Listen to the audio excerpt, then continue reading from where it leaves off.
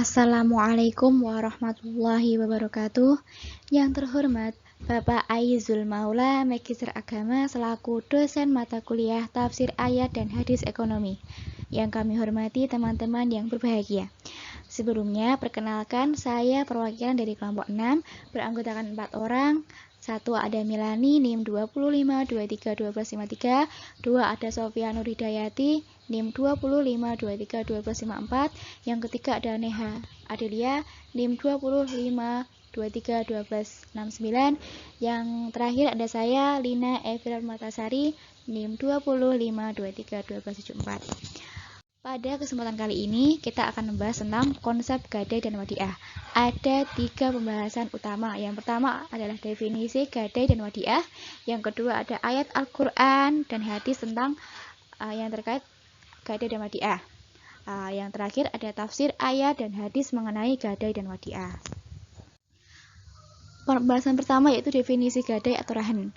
Menurut bahasa, berarti al-thubut dan al-habs, yaitu penetapan dan penahanan. Rahan juga diartikan terkurung atau terjerat, tetap, kekal, dan jaminan. Rahan merupakan suatu akad utang piutang dengan menjadikan barang yang memiliki nilai harta menurut pandangan syarok sebagai jaminan marhun bih, sehingga rahin boleh mengambil marhun bih. Rahan adalah harta yang dijadikan jaminan, sedangkan marhun bih itu adalah hutangnya, dan rahin adalah penghutang atau pemilik barang gadai. Nah, dikatakan tetap adalah berarti kepemilikannya itu tetap. Begini, jadi pinjaman dengan menggunakan menggadaikan marhun sebagai jaminan, marhun bih dalam hal ini adalah gadai syariah, gitu kan, mempunyai hak menahan marhun sampai semua marhun bih dilunasi. Nah, marhun atau barang tersebut, barang yang digadai dan manfaatnya tetap menjadi milik si rahin. Nah, yang ada prinsipnya tidak boleh dimanfaatkan oleh murtahin atau pemberi utang kecuali dengan seizin rahin. Terus tanpa mengurangi nilainya juga. Kalau untuk sekedar sebagai pengganti biaya pemeliharaan dan perawatannya itu boleh digunakan. Lalu kedua, definisi wadiah. Kata wadiah berasal dari wada'asya, yaitu meninggalkan sesuatu.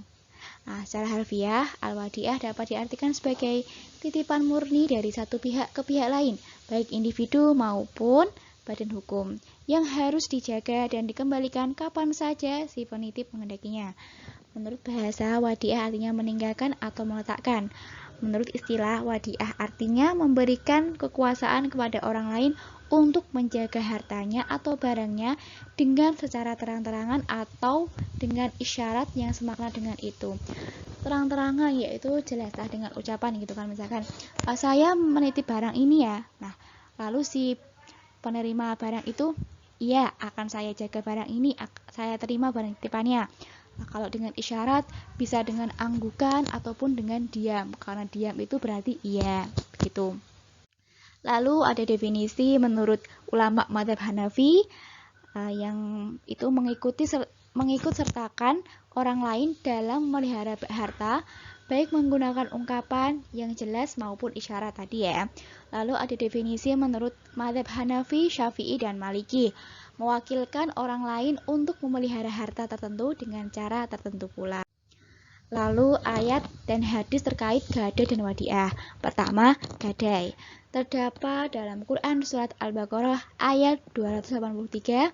Bisa dibaca ya teman-teman. Memiliki arti, jika kamu berada perjalanan dan bermuamalah tidak secara tunai, sedangkan kamu tidak memperoleh seorang penulis, maka hendaklah ada barang tanggungan yang dipegang oleh yang berpiutang. Akan tetapi, jika sebagian kamu mempercayai sebagian yang lain, maka hendaklah yang dipercayai itu menunaikan amanatnya atau utangnya, dan hendaklah ia bertakwa kepada Allah Rabb-Nya. Dan janganlah kamu para saksi menyembunyikan persaksian. Dan barang siapa yang menyembunyikannya, maka sesungguhnya ia adalah orang yang berdosa hatinya, dan Allah Maha mengetahui apa yang kamu kerjakan. Quran Surat Al-Baqarah ayat 283. Nah, itu ya teman-teman. Yang kedua adalah sabda Nabi Muhammad SAW yang artinya sesungguhnya Nabi SAW membeli bahan makanan dari seorang Yahudi dengan cara berutang dan beliau menggadaikan baju besinya. Hadis riwayat Al-Bukhari nomor 2513 dan Muslim nomor 1603. Yang kedua adalah wadiah, tertera dalam Quran Surat An-Nisa ayat 58, bisa dibaca ya teman-teman, yang artinya sesungguhnya Allah menyuruh kamu menyampaikan amanah kepada orang yang berhak menerimanya dan menyuruh kamu apabila menetapkan hukum di antara manusia supaya kamu menetapkan dengan adil. Sesungguhnya Allah memberi pengajaran yang sebaik-baiknya kepada kamu. Sesungguhnya Allah Maha mendengar lagi Maha penyayang. Quran Surat An-Nisa ayat 58.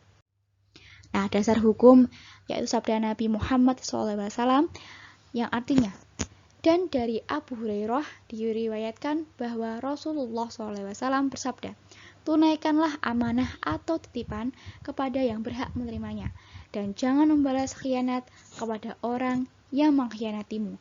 Hadis riwayat Abu Daud dan Tirmidzi. Yang pembahasan terakhir yaitu tafsir ayat surat Al-Baqarah ayat 283 tentang gadai.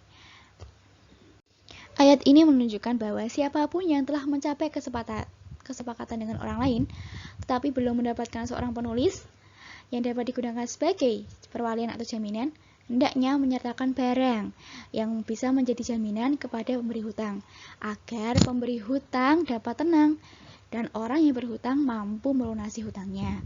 Nah, berdasarkan ayat Al-Quran dan hadis Nabi di atas, seperti diketahui bahwa hukum gadai itu boleh. Menurut Shihab dalam tafsir Al-Misbah dalam Quran Surat Al-Baqarah ayat 283, bahwa bolehnya menggadai atau memberi barang tabungan sebagai barang jaminan pinjaman. Jadi boleh, hukumnya boleh ya. Walau ayat tersebut itu tentang tadi menyebutkan di perjalanan, tidak berarti bahwa menggadaikan hanya dibenarkan dalam perjalanan, karena pada saat itu Nabi pernah menggadaikan perisai kepada orang Yahudi, meskipun beliau berada di Madinah. Nah, dalam kata perjalanan tadi, karena seringnya tidak ditemukan seorang penulis pada saat perjalanan. Nah, jaminan tersebut bukan berbentuk tulisan atau saksi, tetapi kepercayaan dan amanah timbal balik. Utang terima oleh pengutang dan barang jaminan diserahkan kepada pemberi hutang. Gitu. Lalu ada tafsir ayat surat An-Nisa ayat 58 tentang wadiah gitu. Ayat ini ditujukan kepada para pemimpin dan pemegang kekuasaan untuk menjaga amanah yang diberikan kepada dirinya, terutama hal yang berkaitan dengan rakyat maupun bawahannya, serta berbuat adil dalam memberikan keputusan. Nah, menurut Imam Ar-Razi dalam tafsir Mafatihul Ghaib, amal perbuatan manusia dikategorikan menjadi 3 bagian. Yang pertama, berkaitan dengan urusan Tuhan. Apa saja sih? Nah, Ibnu Mas'ud itu menyebutkan ya, bahwa segala amanat itu seperti wudhu, sholat, zakat, dan puasa. Nah, selain itu juga manusia harus berpegang bahwa kita harus menjauhi larangannya dan menjalankan perintahnya. Begitu. Lalu yang kedua, amanah yang berkaitan dengan orang lain, seperti pinjam meminjam, terus tidak mengurangi timbangan dalam saat kita berniaga, begitu juga tidak menyebarkan segala keburukan orang lain. Kita apalagi itu hoax ya, tipu-tipu daya seperti itu. Nah, ini juga termasuk kriteria keadilan para penguasa kepada rakyatnya, yaitu ataupun keadilan seorang ulama kepada jamaahnya dengan cara tak memberatkan kepada mereka. Jadi para penguasa dan para ulama itu tidak boleh memberatkan kepada rakyatnya ataupun jamaahnya, seperti itu.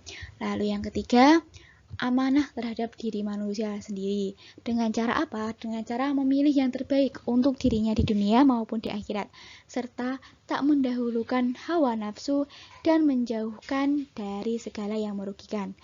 Dari penjelasan ini dapat dipahami bahwa orang yang menunaikan amanah niscaya hidupnya menjadi berkah dan penuh hikmah. Nah, terakhir penjelasan mengenai hadis gadai. Hadis pertama menyatakan bahwa menggadaikan harta adalah dibenarkan dan mengatakan bahwa kita boleh mengadakan muamalah perjanjian dengan orang kafir.